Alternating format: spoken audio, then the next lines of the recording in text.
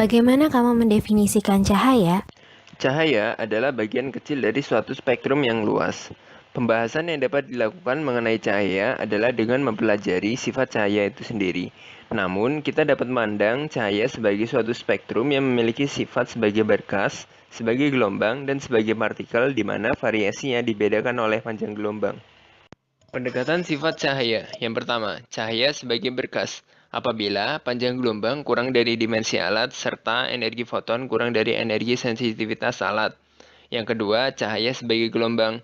Apabila panjang gelombang mendekati dimensi alat serta energi foton kurang dari energi sensitivitas alat. Yang ketiga, cahaya sebagai partikel. Apabila panjang gelombang kurang dari dimensi alat serta energi foton lebih besar dari energi sensitivitas alat. Bagaimana kamu menggunakan Fermat's Principle of Least Time untuk menjelaskan bentuk yang dibutuhkan bagi lensa dan cermin? Pada lensa cembung, kita berusaha memfokuskan cahaya datang dari titik P ke titik P aksen. Apabila kita ingin memfokuskan semua cahaya tersebut, tentunya semua cahaya tersebut harus sama pada titik P aksen dan waktu bersamaan. Cahaya melewati jalur P ke P aksen tentunya akan membutuhkan waktu yang lebih lama daripada cahaya yang melewati lintasan lurus. Oleh karena itu, kita menggunakan suatu kaca dengan bentuk tertentu di mana cahaya merambat akan lebih lambat daripada di udara. Terbentuklah suatu lensa cembung. Contoh kedua adalah sebuah cermin elips. Dengan tujuan untuk memfokuskan semua cahaya dari P ke P aksen digunakan konsep refleksi untuk melakukan hal ini. Cahaya merambat di satu medium, yaitu udara. Oleh karena itu, harus dibentuk sebuah cermin yang memiliki R1 dan R2 yang memiliki panjang yang sama untuk semua cahaya yang dipancarkan. Kurva elips memiliki sifat jarak antara dua titik selalu konstan untuk semua titik dalam elips tersebut. Contoh yang terakhir adalah cermin parabola. Dengan tujuan memfokuskan semua cahaya yang datang ke satu titik P aksen menggunakan konsep refleksi, semua cahaya yang datang mulai dari suatu titik yang sama, garis K ke aksen. Untuk mencari kurva yang dapat menyebabkan semua titik untuk sampai pada waktu yang bersamaan, kita dapat membuat suatu garis jajar L aksen. Lalu apabila kita sun sehingga X aksen, X double aksen sama dengan X aksen, Y aksen, maka akan terbentuk suatu cermin berbentuk parabola.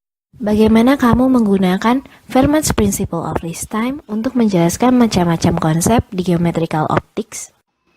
Sekarang saya akan menjawab pertanyaan nomor 3. How do you use Fermat Principle of Least Time to explain a various concepts in geometrical optics? Geometrical optics adalah salah satu metode untuk menganalisis cahaya menggunakan prinsip geometri. Kita memerlukan suatu persamaan geometri dasar yang nantinya sangat bermanfaat untuk menurunkan rumus berbagai fenomena. Gambar ini merupakan salah satu bagian penting yang dapat digunakan untuk menjelaskan geometrical optics. Dengan menggunakan Pythagoras, didapatkan penurunan seperti ini. Rumus tersebut belum cukup, maka diperlukan prinsip Fermat untuk menyelesaikan fenomena-fenomena yang akan kita bahas.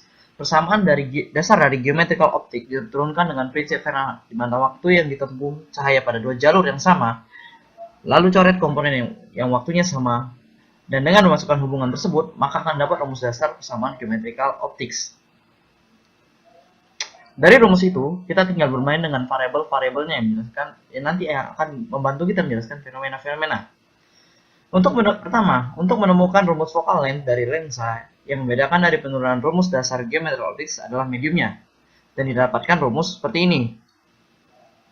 Sekarang ketika kita bermain dengan suatu objek bukan titik, dengan memainkan kesebangunan geometri yang dibentuk, kita bisa mendapatkan hubungan-hubungan ini. Lalu compound lens, kumpulan lensa-lensa yang menjadi satu sistem. Prinsipnya adalah bayangan yang dihasilkan oleh lensa pertama menjadi objek lensa sesudahnya. Dan ini berjalan secara kontinu.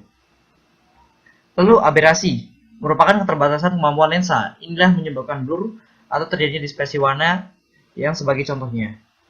Resolving power, tidak mampuan alat optik untuk membedakan satu titik dengan objek karena jarak kedua objek tersebut sangat dekat dibandingkan dengan pembesaran yang dilakukan.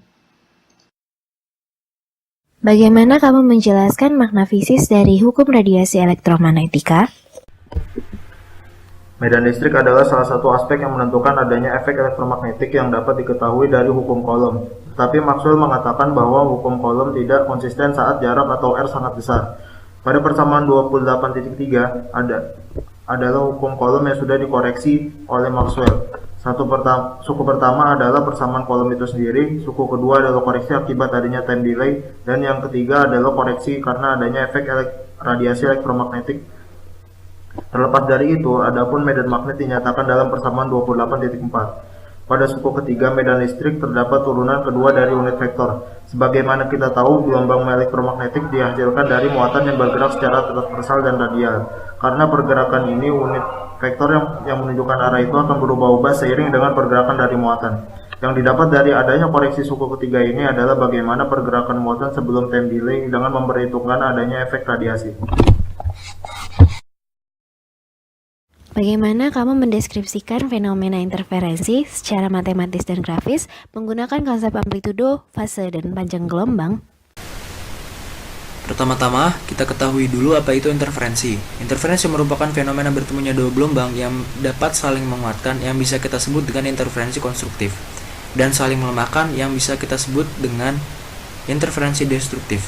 Berikut adalah gambar dari interferensi konstruktif dan destruktif. Berikutnya, kita akan tinjau persamaan gelombang. Berikut ini adalah persamaan umum gelombang. Misalkan ada dua gelombang bertemu dengan amplitudo yang sama dan frekuensi yang sama, di mana dua persamaan gelombang tersebut adalah sebagai berikut. Maka, penjumlahan dua persamaan gelombang tersebut adalah sebagai berikut. Dengan menggunakan aturan trigonometri yang kita tuliskan di bawah ini, maka kita akan mendapatkan persamaan akhir sebagai berikut.